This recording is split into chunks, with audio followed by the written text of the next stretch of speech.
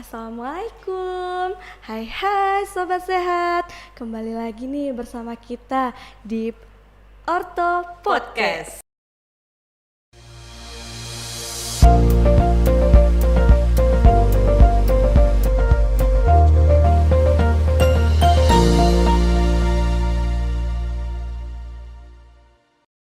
Baiklah, apa kabar semuanya hari ini? Saya harap semuanya baik-baik saja dan tetap semangat ya.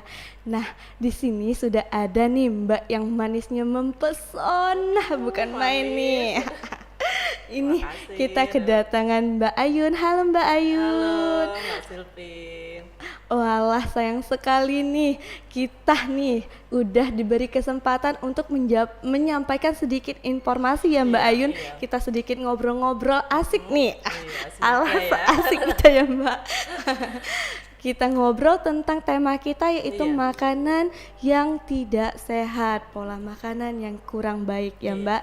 Nah, di sini sudah ada narasumber kita Mbak Ayun dari Ahli Gizi. Di sini kita sedikit bertanya-tanya tentang apa sih makanan yang sehat, apa sih makanan yang tidak sehat nih. Langsung saja kita tanya sama yang udah ahli nih. Yuk. Pertama nih Mbak, ada bicara soal tentang makanan yang sehat. Makanan sehat itu makanan sehat yang seperti apa ya Mbak?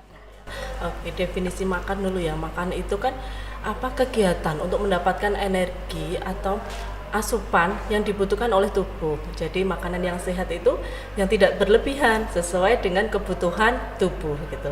Oh, nih sobat sehat, ternyata jika kita makan makanan yang lebih dari porsi kita, itu malah menjadi makanan yang tidak sehat. Nah, betul kan Bu? Iya, Nah Mbak, kemudian nih kalau kita bicara tentang makanan yang sehat, nah ini ada makanan yang tidak baik atau kurang sehat. Iya. Itu makanan yang seperti apa ya Mbak? Ya. Itu kebalikannya. Jadi makanan yang kurang sehat itu adalah jika kita terlalu kurang atau bisa kurang atau terlalu berlebihan dalam mengkonsumsi makanan serta tidak mencukupi nilai-nilai ya gizi yang dibutuhkan oleh tubuh. Itu jadi kita makan tapi ya tadi karena pola makan yang salah seperti itu. Oh, seperti itu sobat sehat. Nah, udah nih tadi bicara tentang makanan sehat dan makanan yang kurang sehat. Iya. Nah, Mbak, apa sih dampaknya jika kita mengonsumsi makanan yang tidak sehat bagi tubuh kita? Apakah ada dampak bagi tubuh kita, Iya, Mbak? pastinya ada karena setiap apa yang kita makan nanti kan berdampak terhadap tubuh kita gitu. Apalagi seperti kalau kita kebanyakan mengkonsumsi gula. Setelah itu konsumsi gula itu bisa berakibat pada obesitas atau penyakit diabetes seperti itu. Jika kita kebanyakan konsumsi garam atau natrium itu bisa menimbulkan penyakit hipertensi, pengaruh pada kerusakan ginjal atau bisa juga ke penyakit kardiovaskuler. Itu salah satunya. Atau dari konsumsi gula yang berlebihan juga kurang baik, konsumsi garam yang berlebihan juga kurang baik. Terus konsumsi lemak juga, konsumsi lemak yang terlalu berlebihan terutama lemak jenuh atau lemak jahat orang awam bilang ya, itu bisa beresiko untuk penyakit jantung koroner karena konsumsi lemak jenuh yang tinggi di dalam tubuh itu menyebabkan penumpukan dan menghambat dan menumpuk atau menyebabkan plak di pembuluh darah jantung sehingga menyebabkan penyempitan pembuluh darah jantung dan bisa berakibat pada penyakit jantung koroner seperti itu. Wah, ternyata nih banyak sekali loh sobat sehat dampak yang terjadi jika Iya. kita sering-seringan atau terus-terusan mengonsumsi makanan yang tidak sehat. Ada jantung koroner, diabetes, dan obesitas, terus ada kanker juga. Wah, Bisa kalau pola makan kita kurang baik, sering konsumsi makanan yang instan atau makanan junk food junk seperti food. itu. Biasanya junk food itu Iya. lebih dikonsumsi sama anak muda ya Iya, Bu. betul. Nah sobat sehat, itu tuh dampak dari makanan yang kurang sehat nih. Bagaimana nih sobat sehat? Nah, untuk pertanyaan selanjutnya nih Bu, seberapa ini kan ada tuh sarapan penting bagi tubuh. Iya. Nah, itu apakah bagaimana sih Bu, seberapa penting sarapan itu bagi tubuh Bu? Iya.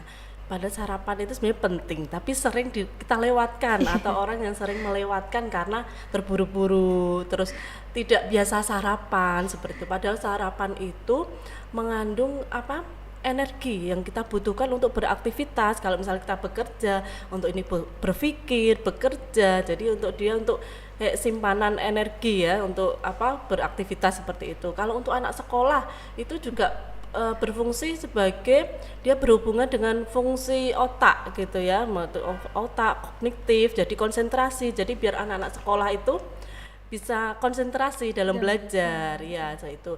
Terus ternyata sarapan itu kadang orang males sarapan katanya tidak biar berat badannya nggak nambah atau takut gemuk gitu. Padahal itu sebenarnya yang salah gitu. Kalau sarapan itu makanan yang kita konsumsi saat sarapan itu tidak disimpan dalam tubuh dalam sebagai cadangan lemak, karena kan kita gunakan untuk aktivitas gitu.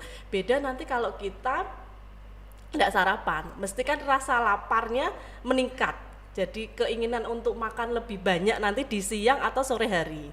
Padahal kalau siang atau sore hari itu kan aktivitas kita sudah menurun, itu kebalikan kan, aktivitasnya menurun, baru makannya laparnya tinggi, tingkat laparnya tinggi, makanya lebih banyak gitu. Jadi malah aktivitasnya itu kan berbanding terbalik, terus akhirnya jadilah simpanan lemak ya, terus bisa untuk itu meningkatkan berat badan seperti itu. Jadi dibalik ya, sarapan dulu biar jangan nggak sarapan biar nggak nambah berat badan, kebalik gitu ya. Sarapan untuk tadi aktivitas, karena kita untuk bekerja, untuk berpikir, tuh anak sekolah ya biar konsentrasi dalam belajar. Nah tuh sahabat sehat, ternyata sarapan itu menjadi hal yang sangat penting tuh bagi tubuh kita.